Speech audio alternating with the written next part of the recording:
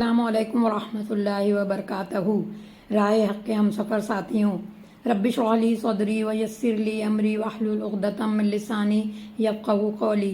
سورہ بقرہ آیت نمبر 8۔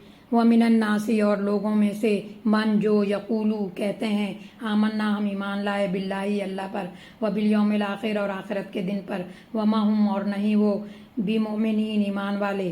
ترجمہ: بعض لوگ ایسے بھی ہیں جو کہتے ہیں کہ ہم اللہ پر اور آخرت کے دن پر ایمان لائے ہیں، وہ ہرگز مومن نہیں ہیں۔ خود کو مسلمان کہتے ہیں، دل سے مسلمان نہیں۔ اس آیت میں منافقین کا ذکر۔ منافقین ہر دور میں ہوتے ہیں، کہتے ہیں ہم ایمان والے ہیں، ایمان والے کام کرتے نہیں، ایمان کے خلاف کام کرتے ہیں۔ علماء یہود بھی کہتے تھے محمد جو کہہ رہے ہیں ہم بھی اللہ اور آخرت کو مانتے ہیں، محمد کو نہیں مانتے، عیسیٰ کو نہیں مانتے، ہم بھی ایمان والے ہیں۔ اللہ ان کے ایمان کو نہیں مانتے کیونکہ وہ سچے دل سے مومن نہیں، جو کہتے ہیں وہ کرتے نہیں۔ منافق کون؟ جو دین کے فائدہ بھی لینا چاہے اور دنیا کے فائدے بھی چھوڑنا نہیں چاہتا۔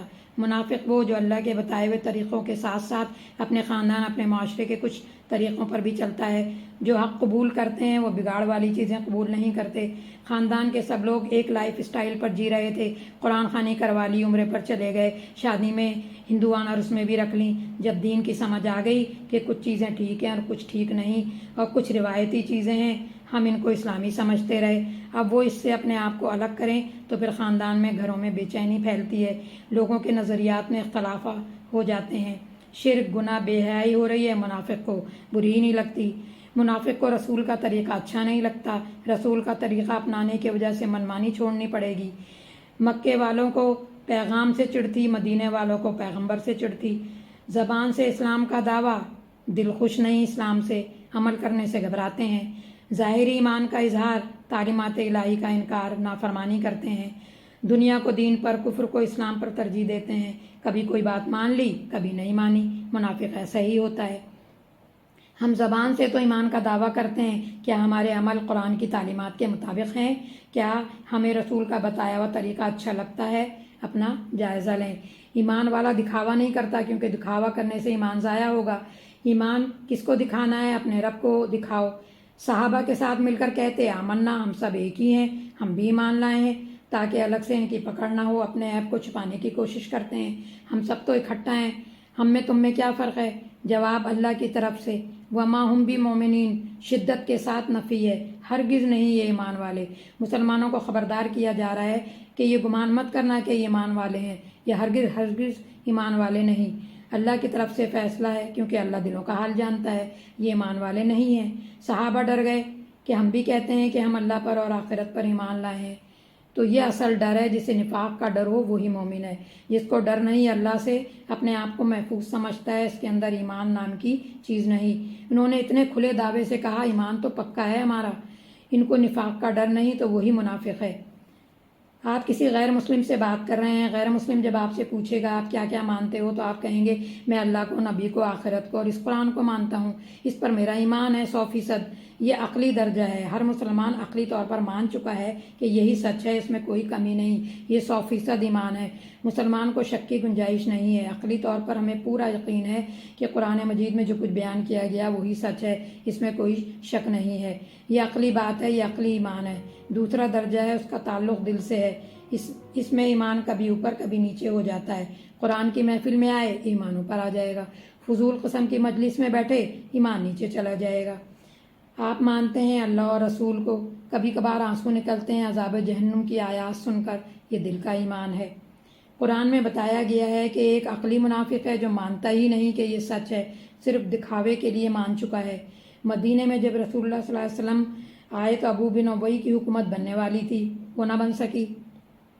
اب رسول صلی اللہ علیہ وسلم کی حکومت بن گئی، منافق ان کو مانتے نہیں، لیکن جیتنے والی پارٹی کو جوائن کرنا پڑے گا، تو ظاہری طور پر مان لیا، ہاں ہم بھی مسلمان ہیں، صرف کہنے کی بات ہے، نہ دل میں ایمان، نہ عقلی طور پر مانا، لیکن مصلحت ہے اس لیے مسلمان ہیں۔ منافق خطرناک ہیں، کیونکہ زبانی اقرار، دل کا انکار، کہتے ہیں مسلمان لیکن اندر سے مسلمان نہیں، دل مطمئن نہیں ایمان پر، دل میں ابھی تک انہی چیزوں سے محبت ہے جس سے کافر کو محبت ہے، حرام چیزیں ابھی بھی اچھی لگتی ہیں، حلال کم لگتا ہے، اس سے دل خوشی نہیں ہوتا، حرام کی طرف ہمیشہ نظر جاتی ہے، یہ دل کا نفاق ہے۔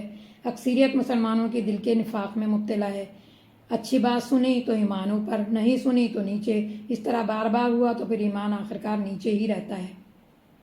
جب دل میں نفاق بیٹھ جائے تو عقل میں بھی شک آنے شروع ہو جاتے ہیں۔ اتنے سارے مذاہب ہیں دنیا میں، کیا ہمارا ہی صحیح مذہب ہے؟ مسلمان ہیں، ہندو کی شادیوں میں اور مسلمانوں کی شادیوں میں بہت کم فرق ہے، ساری وہی رسمیں ہیں سوائے نکاح کے۔ مسلمان کے نکاح میں مولانا آتے ہیں، ہندو کے نکاح میں پنڈت آتے ہیں۔ نکاح کے وقت تھوڑی دیر کے لیے میوزک بند کر دیتے ہیں۔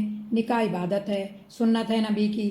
آپ اندازہ کریں، کسی عبادت کے کام میں ایسی حرکت کرنا، ایسی خوشی کرنا، بغیر ہچکچاہٹ کے کرنا، اگر کوئی اس کی مخالفت کر دے تو کہتے ہیں کیسی بات کر رہے ہو، خوشی کا دن ہے۔ خوشی کے دن اللہ کی نافرمانی، یہ حالت ہو گئی ہے ہماری۔ نفاق نہیں تو کیا ہے؟ یہ دل کا نفاق ہے۔